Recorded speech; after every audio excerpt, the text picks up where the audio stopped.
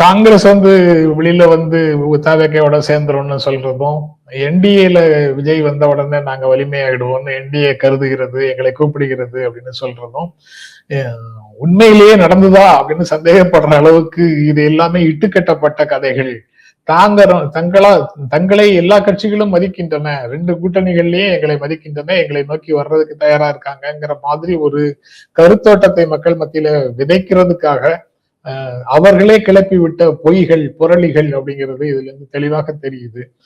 இது ரொம்ப குறிப்பாக சொல்லணும்னா, படம் ரிலீஸ் ஆகும் போது, வெள்ளிக்கிழமை படம் ரிலீஸ் ஆகுதுன்னா வெள்ளி சனி ஞாயிறு 3 நாள் வசூலை குறிவைத்து அதுக்கு முன்னால ஒரு 4 நாட்கள் பெரிய ஹைப்பை கிரியேட் பண்றது, எல்லா ஊடகங்கள்லயும் இந்த படக்குழுவினர் போய் பேட்டி கொடுக்கிறது, ஒரு முக்கியமான படம் ஒன்று ரிலீஸ் ஆவதை போல ஒரு மயக்கத்தை மக்களிடத்துல ஊட்டுவது போன்ற அனைத்து உத்திகளையும் தேர்தலையும் அரசியல்லையும் அவங்க கடைபிடிக்கிறாங்க அப்படின்னு தான் நான் நினைக்கிறேன். அந்த அடிப்படையில தான் அவர்களுடைய வதந்திகள், அவர்கள் குறித்து வரக்கூடிய வதந்திகள் எல்லாமே இருக்குது.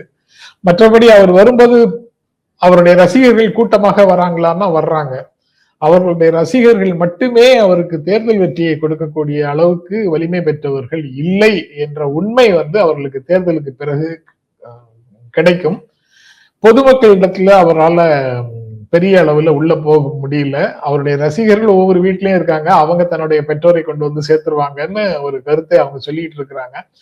அது நடைமுறையில வெற்றி பெறாது அப்படின்னு நினைக்கிறேன்.